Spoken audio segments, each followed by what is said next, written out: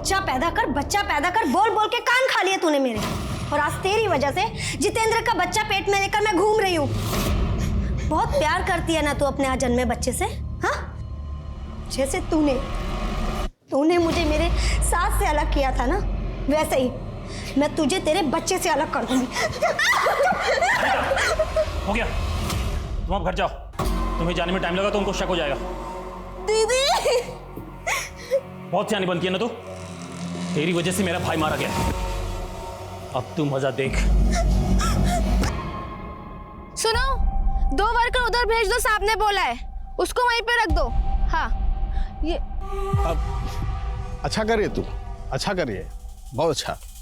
अगले महीने से ना तेरी पगार बढ़ा दूंगा। थैंक यू साहब। एक छोटी सी विनती है। हाँ बोलो ना। आज मुझे अपनी बहन को आंगनवाड़ी की डॉक्टरनी के पास लेके जाना है, तो क्या आज मैं जल्दी चली जाऊँ? हाँ जाओ ना, जाओ। अच्छा कोई और समस्या होगी तो बताना, मैं ठीक कर दूंगा। जाओ।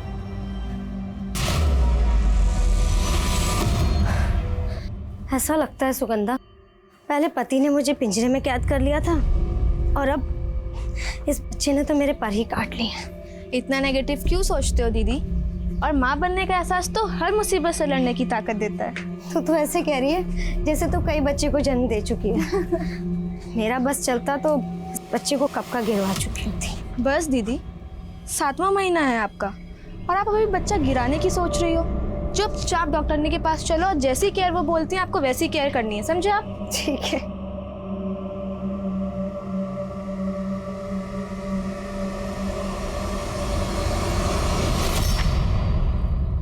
आपकी कंपनी की दवाई इतनी घटिया है कि अगर मैं अपने मरीज को दवाई न दूं तो शायद बच जाएगा, लेकिन आपकी कंपनी की दवाई खा के शर्तिया मरेगा वो। और रेट्स इतनी हाई। आप मेरा समय बर्बाद कर रहे हैं, आप जा सकते हैं। डॉक्टर साहब आप तो नाराज हो गए। देखिए, हमारा और डॉक्टर का तो चोली दामन का साथ होता है, और अगर आप हमारा साथ देंगे ना, हम इतना फायदा करेंगे आपका, आप सोच भी नहीं सकते। और मैं तो कहता हूँ आपका क्लिनिक रिनोवेट करवा देते हैं, एकदम मॉडर्न स्टाइल का। अच्छा, और क्या कर सकते हैं आप? अरे जो आप कहते हैं डॉक्टर साहब। और देखिए, साथ मिलकर खाने पीने से सेहत और दिमाग दोनों बढ़िया रहती हैं। देखिए, इसके पहले कि मेरा दिमाग खराब हो और मैं आपकी सेहत खराब कर दूं, आप जा सकते हैं।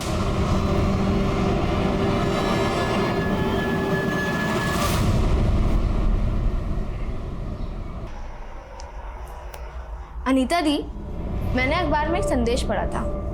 इस भेदभाव से भरी दुनिया में हम बच्चों को यही सोच के लाते हैं कि जिंदगी देने वाला भगवान जिंदगी लेने वाले से बड़ा होता है। मान ली तेरी बात, तभी तो ये सब कुछ कर रही हो ना। ये तो बहुत अच्छा कर रही हो आप। ओहो, बंद कर अपना ये ज्ञान संदेश। मैं समझ गई, इस बच्चे को तो जन्म देना ही पड़ेगा, लेकिन इसके बाद में मैं जितेंद्र से तलाक जरूर लूंगी। ये कैसी बात कर रही है अनीता? बिन पति के तेरे और तेरे बच्चे का गुजर बसर कैसे चलेगा? हाँ, ये तो आपको मेरी शादी कराने से पहले सोचना चाहिए था ना माँ। इस शादी ने मेरी जिंदगी पे लंबा विराम लगा दिया है। बेटा सब अच्छा हो जाएगा, अच्छी बात ही सोचा कर। अरे दामाद जी, आइए आइए दामाद जी आइए, हम आपके बारे में बात कर रहे थे, आइए ना, बैठिए। कोस ही रहे होंगे। अरे नहीं नहीं दामाद जी, तारीफ थोड़ी करोगे। बैठिए। तू बच्चा पैदा करने के लिए यहाँ पे आके बैठ गई है और वहाँ घर का सारा काम चूल्हा चौका मैं कर रहा हूँ। हाँ, तुझे वापस लेने आया हूँ मैं, समझी? हाँ दामाद जी, आपकी पत्नी है, ले जाइएगा, लेकिन पहले बैठिए तो। तुझे यहाँ से लेके जाऊंगा मैं, समझी? जीजा जी, आप एक बात अच्छी तरीके से समझ लीजिए, जब तक दीदी को बच्चा नहीं हो जाता वो हमारे साथ ही रहेंगी। आपको खुद का होश तो रहता नहीं है, आप दीदी को क्या संभालोगे? बहुत बोल रही है तू। तुझे अकल नहीं है क्या कि घर के दामाद से कैसे बात करते हैं? तमीज सिखाओ इसको। अब कुछ भी बोल रही है तू। हम दामाद जी सही कह रहे हैं। अरे हमारे में पहले डिलीवरी ससुराल में ही होती है, शुभ माना जाता है। जा नाश्ता का बंदोबस्त कर। मुझे देर हो रही है और आपको भी चलना है। हाँ हाँ आ रही हूँ मैं। बैठिए ना दामाद जी, आइए।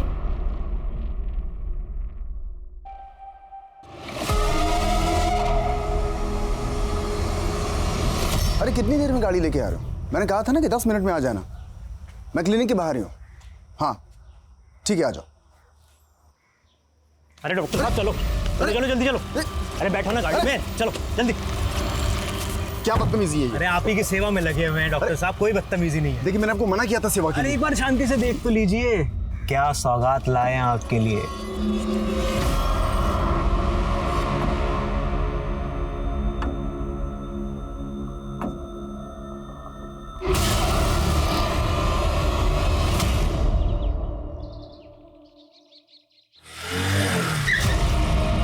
ऐसे हड़बड़ा के कहाँ जा रही है?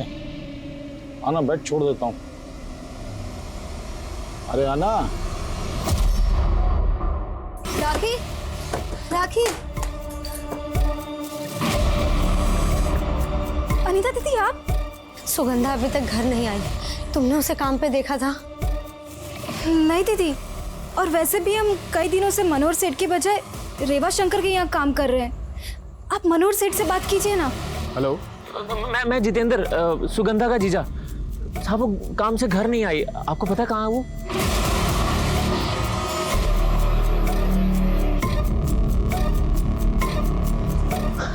कुछ पता चला? तुम्हें? मेरा दिल बहुत घबरा रहा है। अभी तो सुबह भी होने आई, पता नहीं सुगंधा किस हाल में होगी। मम्मी, मुझे लगता है कि हमें पुलिस में रिपोर्ट लिखवानी चाहिए।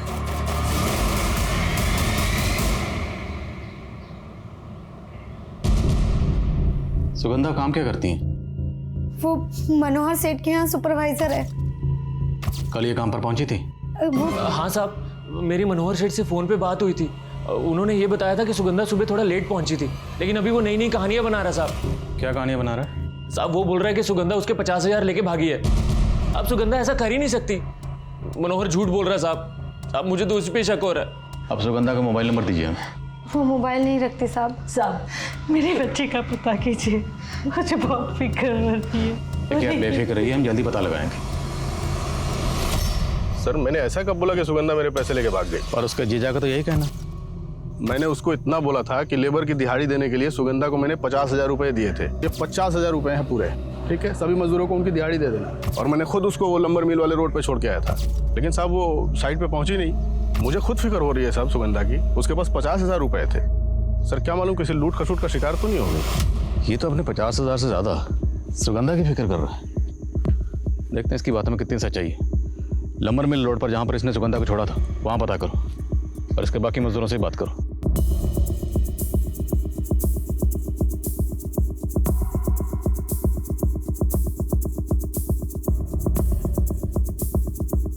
हाँ साहब, कल इस लड़की को हमने देखा था सुबह जब हम लकड़ी लेकर जा रहे थे।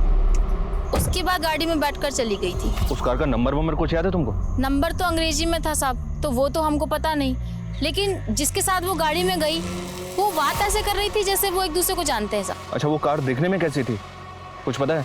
हाँ साहब, काले रंग की थी। ये ऐसी कार थी क्या? नहीं साहब, हाँ साहब, ऐसी गाड़ी थी।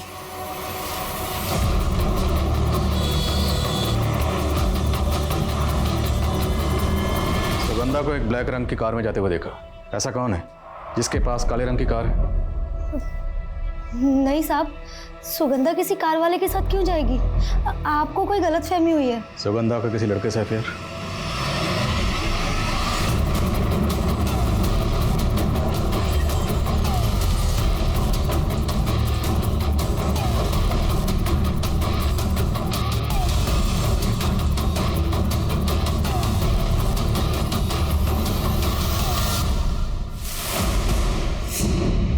सर सुगंधा सिर्फ मेरी एक अच्छी दोस्त है, मेरा कोई अफेयर नहीं चल रहा उसके साथ।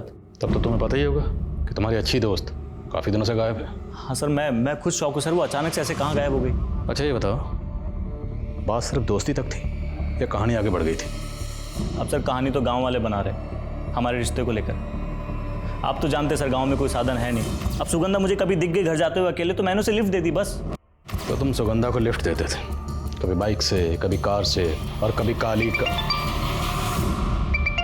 एक मिनट सर। हेलो,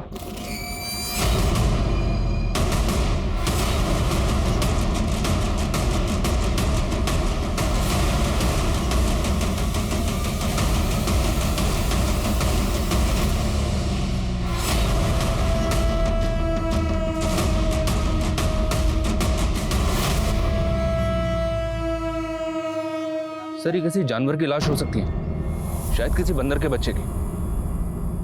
किसी ने ऐसी रूमर फैला दी होगी, गांव वाले बहक गए और इसको एलियन समझ बैठे। इट्स ह्यूमन fetus, मानव भ्रूण है। Yes sir, you are right, possible है। लैब में टेस्टिंग के लिए भिजवाओ। किसने अबॉर्शन के बाद यहाँ फेंका? Okay sir. और आसपास सर्च करवाओ, शायद कुछ मिले। Okay sir. परम उठाओ इसे। एक तरफ एक अज्ञात शव के टुकड़े ने इलाके में दहशत का माहौल पैदा कर दिया था, वहीं लंबर मिल के रास्ते पर जहां सुगंधा देखी गई थी, उस एरिया के कुछ ऑफेंडर्स को पुलिस ने राउंड अप किया था।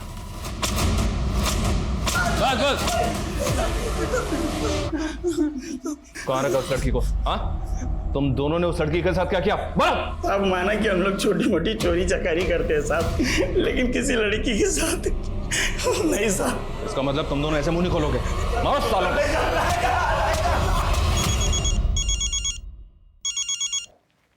हेलो हेलो, कौन? सुगंधा? सुगंधा बेटा तुम हो ना? बेटा कहाँ हो तुम? तुम्हारी बेटी सुगंधा जिंदा है। तुम कौन हो? एक बार सुगंधा से बात करवा दो, एक बार। जल्दी आके मिलेगी तुमसे। और हाँ, उसकी गुमशुदगी की रिपोर्ट वापस ले लो। आपका अंदाजा बिल्कुल सही था सर। गांव वाले जिसको एलियन की लाश समझ रहे थे, फॉरेंसिक रिपोर्ट में कंफर्म हो गया कि वो मानव भ्रूण ही है। सर सुगंधा की फैमिली है ये। उन्हें किसी ने फोन किया कि सुगंधा जिंदा है।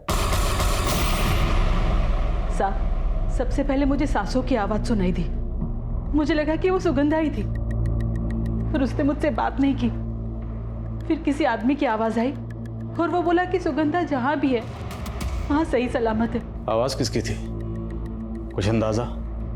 क्या वो आवाज आपकी जान पहचान में किसी की थी? हमें कुछ समझ नहीं आ रहा साहब। जरूर कोई बड़ा गेम है। अच्छा, क्या बड़ा गेम है? वो तो आप पता कीजिए साहब, हम कैसे बताएं? देखिए ना, माँ जी की हालत कितनी खराब हो रही है। जिस नंबर से फोन आया था वो नंबर दीजिए। हाँ सर।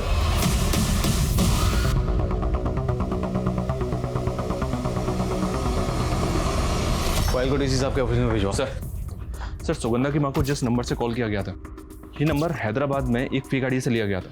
लेकिन सर लास्ट कॉल के वक्त ये नंबर यहाँ बेरा राजस्थान में एक्टिव था। वो सिम जिस मोबाइल इंस्ट्रूमेंट में इस्तेमाल हुआ, उसका IMEI नंबर ट्रेस करो।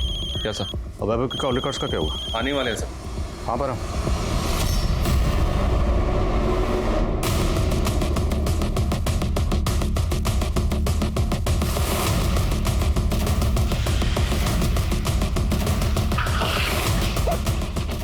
सर आइए, यहाँ पे अंदर, यहाँ अंदर जंगल में। हटिए पीछे, हटिए हटिए पीछे पीछे हटिए, चलिए आइए सर। सर गांव वालों ने बताया इस एरिया में रात को बहुत सारे कुत्ते भौंक रहे थे। मेरे ख्याल से कुत्ते ने बदबू सूंघ के ये जमीन कुरेद दी। ये देखिए सर। खुदबा सर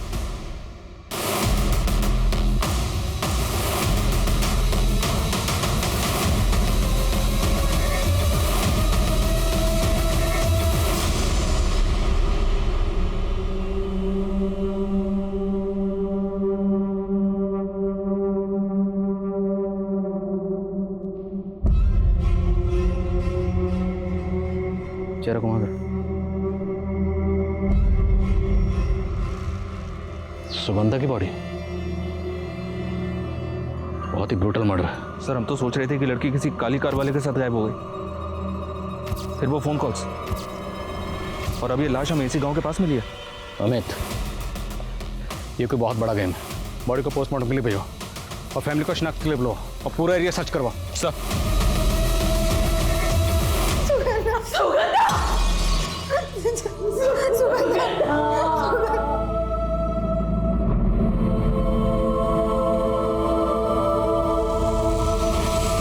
सुगंधा की पोस्टमार्टम रिपोर्ट आ गई सर। सुगंधा को जिस दिन गायब किया गया उसका मर्डर उसी दिन किया गया।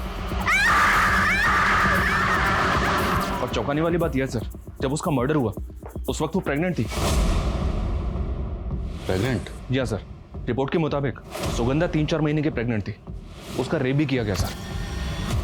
उसकी बॉडी पे किसी बहुत ही शार्प ऑब्जेक्ट से घाव किए गए। ऐसा लग रहा है किसी ने सुगंधा के साथ बहुत ही गहरी रंजिश निकाली।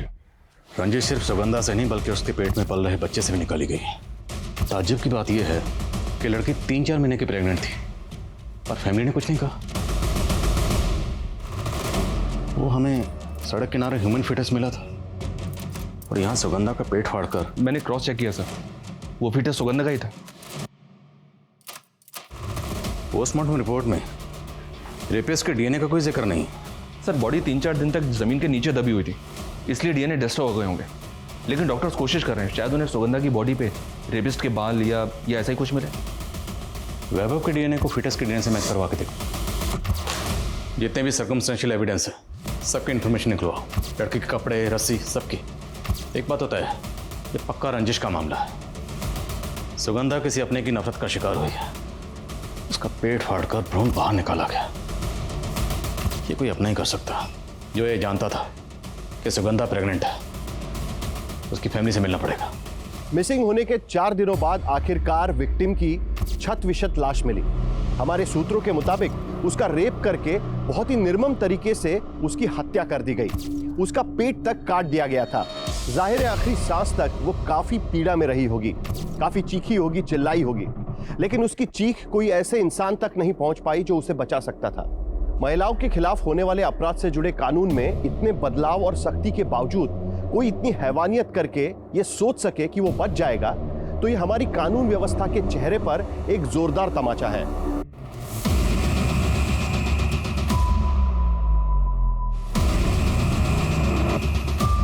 क्या सुगंधा प्रेग्नेंट थी? ये क्या कह रहे हैं साहब आप? साहब आप सुगंधा का केस सुलझा रहे हैं या उसको बदनाम कर रहे हैं? हम वही कह रहे हैं जो पोस्टमार्टम रिपोर्ट में लिखा। सुगंधा का पेट फाड़कर जिस तरह से फिटस निकालकर फेंका गया है, पक्का ये रंजिश का मामला है। क्या अब भी आप लोगों को किसी पर शक नहीं? माँ चुप क्यों है आप? बोलती क्यों नहीं? डरिए मत, बताइए। कुलदीप सिसोदिया। कौन है ये? दूसरी जाति का रईस है साहब। सुगंधा और बाबा उसके यहाँ काम करते थे। तेरी इतनी औकात, तू मेरा पानी को हाथ लगाएगा? पानी खत्म हो गया ना साहब। भैया हमारा पानी का गिलास को हाथ लगा, तुम क्या कर रहे हो? मारो साले को। बात कर रहा था। बाबा को मार मार के अधमरा कर दिया और उसके 6 महीने बाद। तो तब आपने पुलिस रिपोर्ट लिखवाई थी? कोशिश की थी साहब। आपके ये हवलदार परम जी वो भी थे तब थाने में। साहब आप कुछ बोल क्यों नहीं रहे? क्या हल्ला हो रहा है? साहब मेरे बाबा को सिर्फ इसलिए मारा गया क्योंकि उन्होंने कुलदीप सिसोदिया के गिलास से पानी पी लिया और अब वो नहीं रहे। आप केस बनाओ वो स्पेशल एक्ट में। देखो बिना गवाही के केस नहीं बनता। तुम्हारे अलावा कोई गवाही नहीं दे रहा है कि कुलदीप सिसोदिया जी ने तुम्हारे पिता को मारा था। अरे साहब इनके अफसर दरोगा ने हमारी एक नहीं सुनी, ये भी मौन खड़े रहे। कुलदीप पर केस करने के लिए सुगंधा कई दिनों से लोगों को इकट्ठा करके गवाह जुटाने में लगी हुई थी। मुझे लगता है कुलदीप को इस सब के बारे में पता चल गया और इसीलिए उसने सुगंधा से बदला लेने के लिए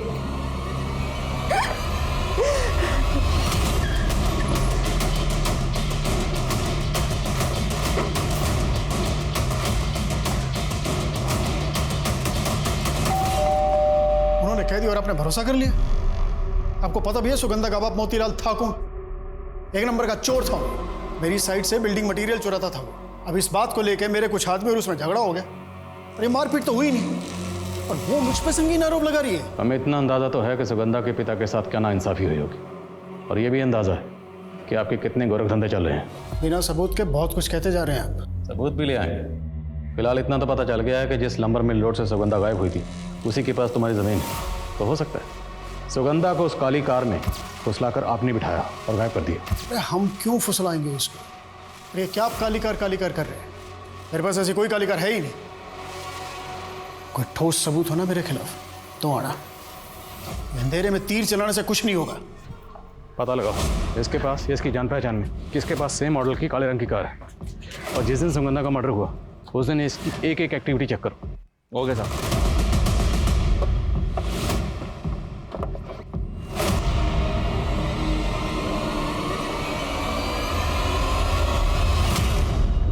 सर वैभव के कॉल रिपोर्ट्स के मुताबिक वैभव की सुगंधा की फ्रेंड राखी से काफी बातें होती थी। तो क्या ये वैभव सुगंधा और राखी दोनों के साथ टू टाइमिंग कर रहा था क्या? हो सकता है कि सुगंधा को वैभव और राखी के बारे में पता चल गया हो और वैभव ने सुगंधा को। फिर आप इस राखी से मिलना पड़ेगा।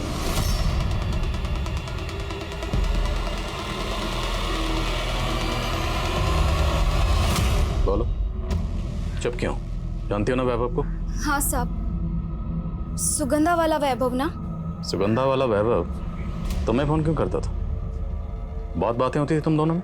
हमसे बात नहीं करता था, वो हमारे फोन पे सुगंधा से बात करने के लिए फोन करता था, क्योंकि सुगंधा के पास फोन नहीं था ना, इसलिए। तेरे दोस्त का फोन अभी तक नहीं आया तो तू ही कर लेना। नहीं यार, तेरे पैसे कट जाएंगे। वैसे भी वो 8:15 को कॉल करता है। 15 सेकंड अभी भी बाकी है। अरे इसमें क्या हो गया, कर। वाह यार, टाइम का तो पक्का है। चल चल शुरू हो जा। अच्छा, ये वैभव तो कह रहा है कि सुगंधा और वो सिर्फ दोस्त थे। तुम बताओ, सिर्फ दोस्त थे या दोनों में अफेयर था? जिस तरह से वो दोनों बातें करते थे उससे ऐसा लगता था कि दोनों प्यार ही नहीं, शादी भी करना चाहते थे।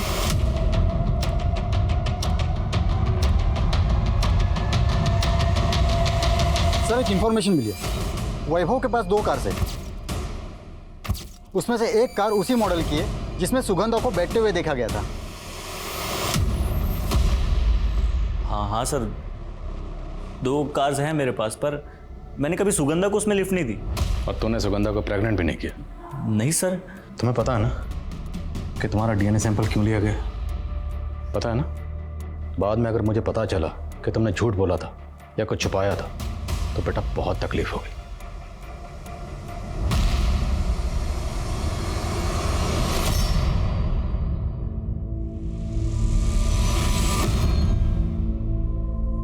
अरे सुगंधा, अरे तेरा दिमाग खराब हो गया है क्या? अरे घर पे एक ही घड़ी थी, वो भी तो निकाल रही है। समय कैसे देखेंगे? क्योंकि माँ अब इस घड़ी का टाइम खत्म और हमारा टाइम शुरू हो गया। मेरी नौकरी लग गई है और देखना, धीरे धीरे हम सारी चीजें नहीं ले लेंगे और फिर हमें किसी चीज की जरूरत नहीं पड़ेगी।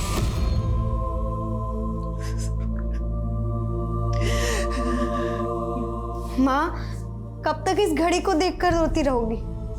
आज मैं इस घड़ी को उतार कर फेंक देती हूँ। हाँ फेंक दे, तू घड़ी को उतार के फेंक दे। ये टीवी, बर्तन, कपड़े, ये सब कुछ फेंक दे। जैसे सुगंधा लेकर आई थी ये घर में।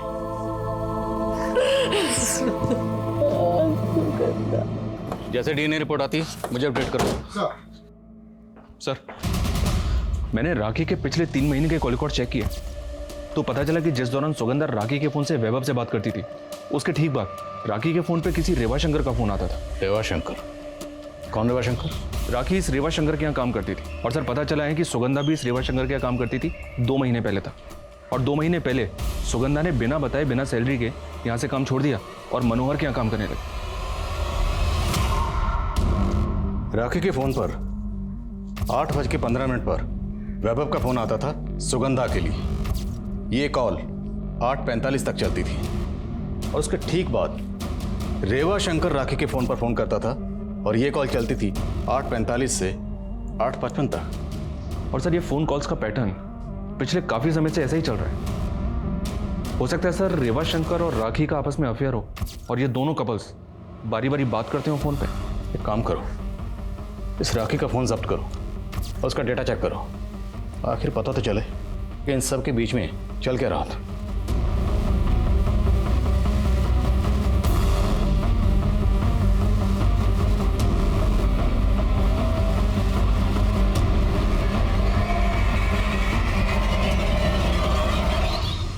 अभी तो सुबह भी होने आई, पता नहीं सुगंधा किस हाल में होगी। सुगंधा काम क्या करती है? मनोहर सेठ के यहाँ सुपरवाइजर है।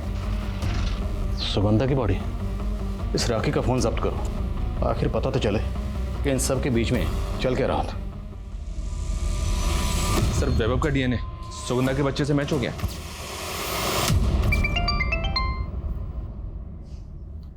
हाँ परम, बोलो। सर, हम वैभव को अरेस्ट करने आए थे तो मालूम चला कि उसने आत्महत्या करने की कोशिश की है। क्या?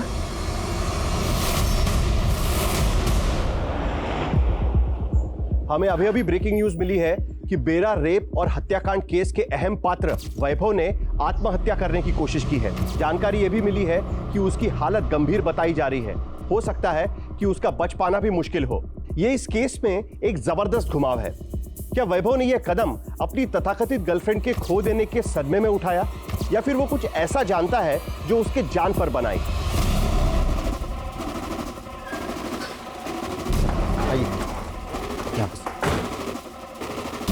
सर, हमने वैभव के घर में सब जगह चेक किया, लेकिन कहीं पे भी कोई सुसाइड नोट नहीं मिली।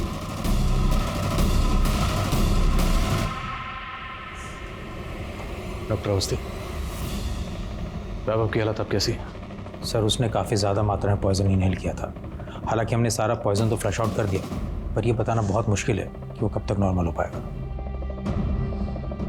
वैभव की हालत नाजुक है। अब ये पता नहीं उसने गिल्ट में पॉइजन लिया है या कोई और बात है। सर, अभी एफएसएल ऑफिसर से बात की मैंने। उनका कहना है कि सुगंधा को बांधने में जो रस्सी यूज़ की गई थी वो अफ्रीका के तंजानिया में बनती है। अफ्रीका की रस्सी? जी हाँ सर, ये एक स्पेशल टाइप की रस्सी है। और अफ्रीका के तंजानिया की रस्सी यहाँ कैसे आई? पता लगाओ आसपास के एरिया में तंजानिया से किसका कनेक्शन है। साहब, आपने फारूक और आकाश की इंफॉर्मेशन निकालने के लिए कहा था। फारूक के बारे में एक सॉलिड इंफॉर्मेशन मिली है।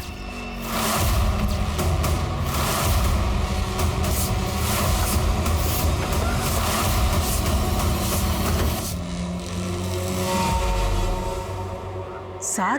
जी, फारूक का भाई साथ। क्या मसला था उसका आपकी फैमिली से? साद अनीता की शादी से पहले अनीता को परेशान किया करता था।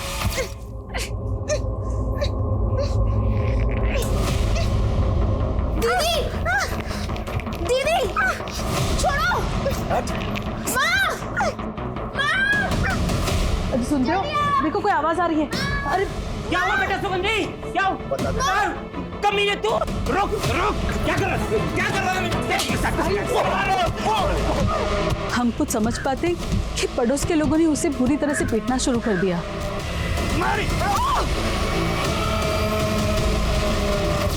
हमें सच में नहीं पता था कि ये सब में वो मर जाएगा साहब। हाँ साहब, साथ को जब हम लोग लाए थे तो वो मर चुका था। तो उस वक्त पुलिस रिपोर्ट क्यों की? सब लोग बोल रहे थे कि उसने सुगंधा की बहन का रेप करने की कोशिश की थी, इसलिए हमारी बिरादरी में भी हमारा किसी ने साथ नहीं दिया। यहाँ तक कि कब्रिस्तान में दफन तक नहीं करने दिया साहब। उसको तो मैंने खुद अपने खेत में दफना है। तो इसलिए तुम पुलिस रिपोर्ट नहीं कर पाए। पर फिर भी तुम्हें अपने भाई साथ की मौत का दुख तो होगा, बदला भी लेना चाहते होगे। और तुमने अपने भाई की मौत का बदला लिया अनीता की बहन सुगंधा से।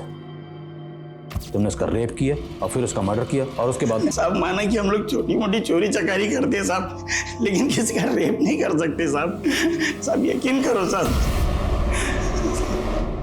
सर, वैभव को होश आ गया। सर, मैं जानता था सुगंधा के पेट पे मेरा बच्चा है, इसलिए तुम सुगंधा के साथ खेल खेल रहे थे। तुम्हें लगा कि सुगंधा तुम्हारे खिलाफ कोई एक्शन ना ले, इसलिए उससे पहले ही तुमने सुगंधा को... नहीं सर, मैंने सुगंधा को कोई धोखा नहीं दिया सर। हम दोनों एक दूसरे से बहुत प्यार करते थे। यार तुम इतना डरती क्यों? हम दोनों प्यार करते एक दूसरे से, और मैं चाहता हूँ कि तुम अपनी मम्मी के पास जाओ और हमारे रिश्ते के बारे में सब सच बता दो। वैभव, मैं माँ को बताने के लिए बता दूँ, लेकिन तुम्हारे परिवार वाले बहुत ऊंचे हैं। तुम जानती हो अच्छे से, मुझे नहीं फर्क पड़ता ये जात पात ऊंच नीच का। देखो, मैं बस इतना चाहता हूँ कि हम दोनों शादी करें। हम दोनों एक दूसरे के काफी क्लोज आ गए। फिर एक दिन पता चला कि वो प्रेग्नेंट। सुगंधा, तुम डरो मत, मैं हूं ना तुम्हारे साथ। मैं ख्याल रखूंगा तुम्हारा और हमारे बच्चे का। तुम अगर इतने ही सच्चे हो तो तुमने हमसे झूठ क्यों बोला? मैं डर गया था सर। सुगंधा से बहुत प्यार करता था, उसके बिना जी नहीं सकता, इसलिए मैंने सोचा मरने की सर। मगर तुम बच गए। अभी भी क्या पता सच बोले या झूठ बोले। हो सकता है इस बार भी झूठ बोले और ये कोई ड्रामा कर रहे हो। सर, मैं कोई ड्रामा नहीं कर रहा सर। सच में सुगंधा से बहुत प्यार करता था। मैंने नहीं मारा उसको। सर राखी के फोन का डेटा रिकवर किया। उसके फोन के मैसेजिंग ऐप में एक वीडियो मिला जो उसने डिलीट कर दिया था। प्ले करो सर।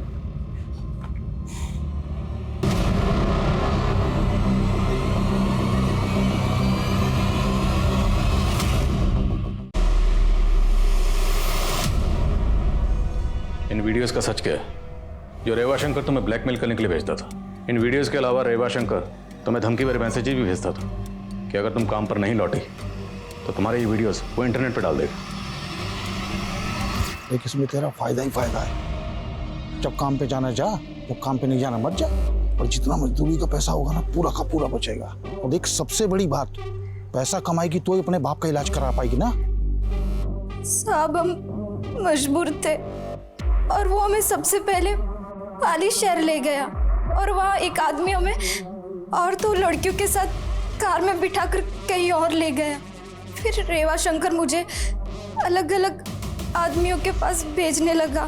क्या रेवा शंकर तुम्हारी तरह सुगंधा को भी इस धंधे में आने के लिए मजबूर कर रहा था? रेवा शंकर अच्छे से जानता था कि सुगंधा इस धंधे के लिए नहीं मानेगी, तो उसने मुझे मना किया था सुगंधा को कुछ भी बताने से। लेकिन एक दिन लव यू टू, बाय।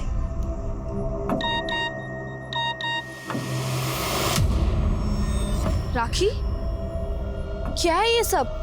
रेवा शंकर कब से कर रहे थे ये साथ ये सब?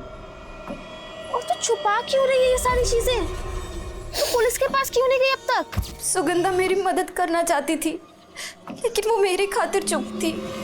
लेकिन तुरंत उसने रेवा शंकर की नौकरी छोड़ दी थी। मैं कल से नौकरी पे नहीं आऊँ। क्यों क्यों? अरे मैंने सोचा तुझे शहर वाली साइड में भेजूंगा, बहुत पैसा है वहाँ पे। कोई काम नहीं करना तुम्हारा, मुझे सब पता है शहर में क्या धंधे करवाते हो तुम। सर उसके बाद से रेवा शंकर सुगंधा पे खुंदक खाए बैठा था, लेकिन सब मुझे नहीं पता कि सुगंधा के साथ ये सब किसने किया। सर ये रेवा शंकर गायब है, उसके घर पे ताला लगा हुआ है। राखी के बयान के बाद रेवा शंकर सुगंधा रेप और मर्डर केस का भी प्राइम सस्पेक्ट नजर आ रहा था और पुलिस रेवा शंकर द्वारा चलाए जाने वाले सेक्स रैकेट का पर्दाफाश करते हुए कई पिम्प्स को अरेस्ट कर रही थी। लेकिन सवाल यह है कि क्या रेवा शंकर की तलाश सुगंधा रेप और मर्डर केस को कोई लीड दे पाएगी, क्योंकि इस केस में कई एंगल्स अब भी ओपन थे और अफ्रीका की रस्सी का एंगल इस केस को और भी पेचीदा बना रहा था। शायद अफ्रीका के तंजानिया वाली इस रस्सी की लीड मिल गई है सर। दरअसल बेरा का एक बिजनेसमैन है शैलेन तोमर, जो भी पाली में रहता है। उसका अफ्रीका में होटल बिजनेस है, इंपोर्ट एक्सपोर्ट का भी काम करता है। और सर बेरा गांव के कुछ लड़कों को इसने जॉब के लिए अफ्रीका भी भेजा है। मिलो जरा इससे। अरे शैलेंद्र तोमर ने आज तक कभी कोई कच्ची डील नहीं की। हाँ, चाहे वो लड़के हो या लड़कियां, लेकिन जरा ध्यान रहे ऐसे होने चाहिए जो जिंदगी भर अफ्रीका में रहने के लिए राजी हों। अरे साहब आप आओ साहब, पधारो पधारो, बैठिए। अरे राजाराम साहब के लिए चाय लेके आना, मेरी वाली। साहब हमारे यहाँ की चाय बहुत फेमस है। हमने तो सुना है कि तुम भी यहाँ बहुत फेमस हो, अफ्रीका में होटल बिजनेस और साथ में इंपोर्ट एक्सपोर्ट। आप मेरी छोड़ो, आप अपनी बताओ कि आपकी क्या खातिर करूँ। अफ्रीका के तंजानिया की कंपनी है ट्वाइन एंड कॉटेज, जो इस तरह की रस्सी बनाती है। हाँ सर। हमने सुना है कि तुम्हारी कंपनी भी इसके साथ डील करती रहती है। नहीं साहब, एक बार डील की थी इस कंपनी के साथ। तो तुमने इस रस्सी के साथ क्या किया? सर इस रस्सी में दरअसल इसकी मजबूती कम थी, तो हम लोगों ने इस रस्सी का इस्तेमाल लाइट वेट पैकेजिंग में किया। हमारे यहाँ की स्टेशनरी 3 डिस्ट्रिक्ट के पुलिस स्टेशंस में सप्लाई होती है। पुलिस स्टेशन की स्टेशनरी? हाँ सर, मुझे तो लगा आपको पता होगा कि हमारे यहाँ की स्टेशनरी आपके पाली, सिरोही और नागौर डिस्ट्रिक्ट के सारे पुलिस स्टेशन में होती है। पाली, सिरोही और नागौर, इन तीनों जिलों के थाने का रस्सी से कनेक्शन है। तो कहीं सुगंधा रेप और मर्डर केस में किसी पुलिस वाले की मिलीभगत तो नहीं है? अमित, एक काम करो, तीनों जिलों के पुलिस कर्मियों की लिस्टिंग करो और पता लगाओ उनमें से किसके पास सेम कलर की और सेम मॉडल की कार है जैसी कार में सुगंधा को आखिरी बार बैठते हुए देखा गया।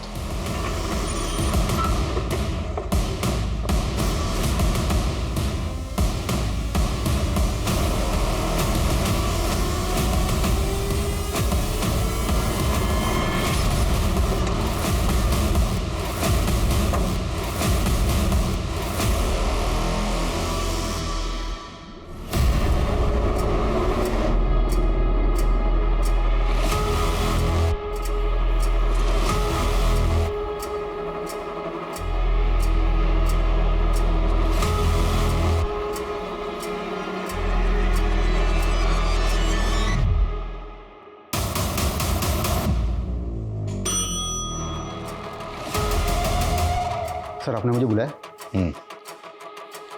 अच्छा परम, पंडित तुम चलो। कुलदीप सिसोदिया को बचाने के लिए क्या तुमने प्रेम सोलंकी का साथ दिया था? सर मैं समझा नहीं, आप कहना क्या चाहते हैं? जो पूछ रहा हूं उसका जवाब। क्या तुमने प्रेम सोलंकी का साथ दिया था? नहीं सर। रणदीप गुर्जर कौन है? मेरा कजिन भाई। उसके पास किस रंग की कार है? काले रंग की। काले रंग की। और सुगंधा को आखिरी बार किस रंग की कार में बैठे हुए देखा गया था? काले रंग की। तुम्हारे कजिन के पास सेम मॉडल की काले रंग की कार है, तुमने बताया क्यों नहीं? सर आप कुछ भी कहे जा रहे हैं सर। मेरे कजिन के पास काले रंग की कार है, इसका मतलब आप इसका मतलब मैं तुम पर शक कर रहा हूँ। अगर आपको लगता है कि मैंने कुछ किया है तो आप मेरे खिलाफ इंक्वायरी कीजिए। इंक्वायरी हो रही है और तुम्हारे कजिन की कार ऑलरेडी फॉरेंसिक के पास है। एक बात याद रखना, अगर मुझे पता चला कि सुगंधा को गायब करवाने में तुम्हारा जरा भी हाथ था तो मुझसे बुरा कोई नहीं होगा। अब जा सकते हो। सर इन्फॉर्मर से रेवा शंकर का पता चल गया है। वो अपने पुश्तैनी गांव में, यहाँ से तकरीबन 40 किलोमीटर दूर। Okay sir. मैं बता रहा हूं ना, मैंने सुगंधा के साथ कुछ नहीं किया। आप विश्वास तो कीजिए मेरा।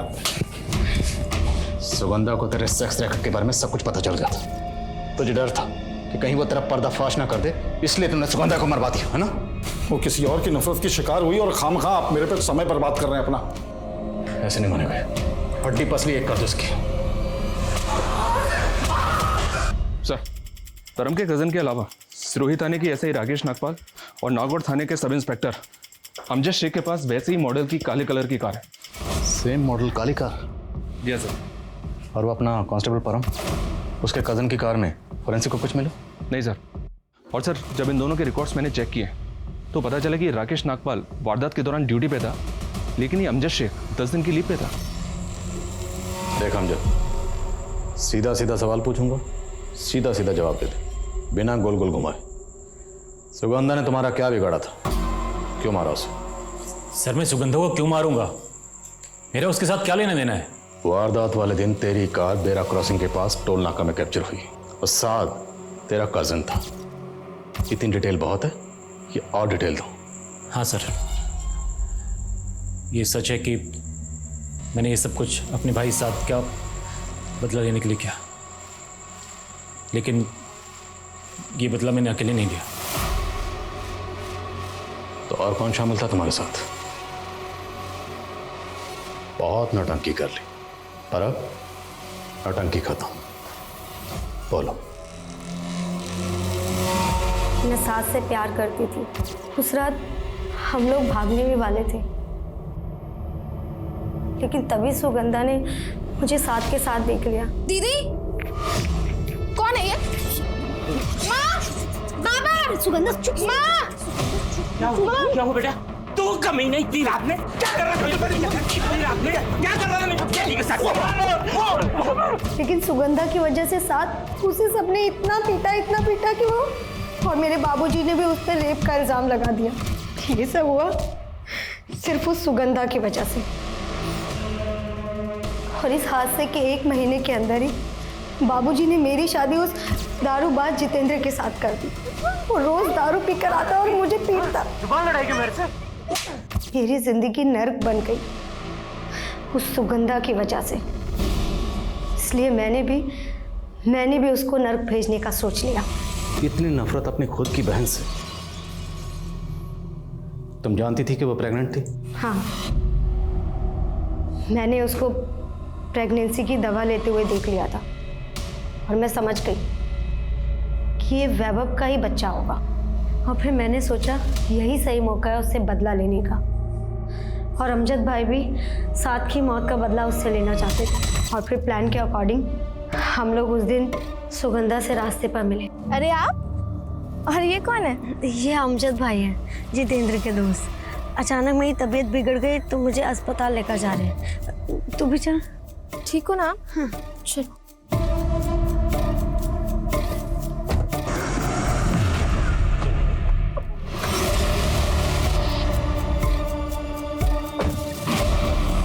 अरे दीदी सुनो, क्या हुआ? दीदी निकल। दीदी जाओ बेटा। छोड़ दो मुझे। दीदी क्यों कर रही हो? बच्चा पैदा कर बोल बोल के कान खा लिए तूने मेरे। और आज तेरी वजह से जितेंद्र का बच्चा पेट में लेकर मैं घूम रही हूँ। बहुत प्यार करती है ना तू अपने अजन्मे बच्चे से, हाँ?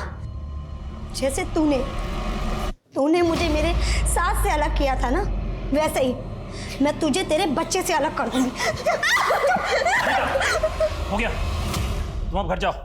तुम्हें जाने में टाइम लगा तो उनको शक हो जाएगा। दीदी बहुत सियानी बनती है ना तू। तेरी वजह से मेरा भाई मारा गया। अब तू मजा देख।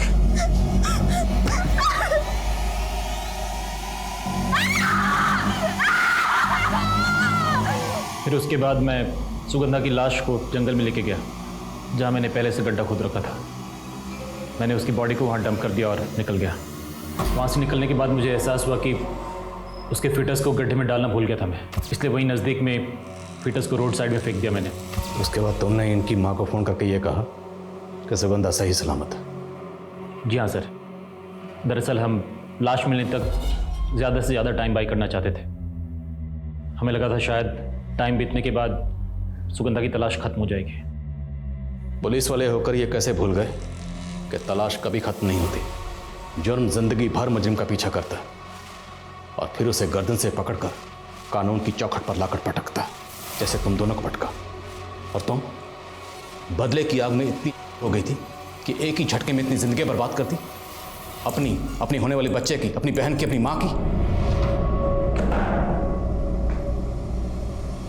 वो नफरत ज्यादा घातक होती है जब नफरत करने वाला अपने होशो हवास ना खोकर अपनी नफरत को एक सोची समझी साजिश की शक्ल दे देता है। सुगंधा के साथ भी यही हुआ।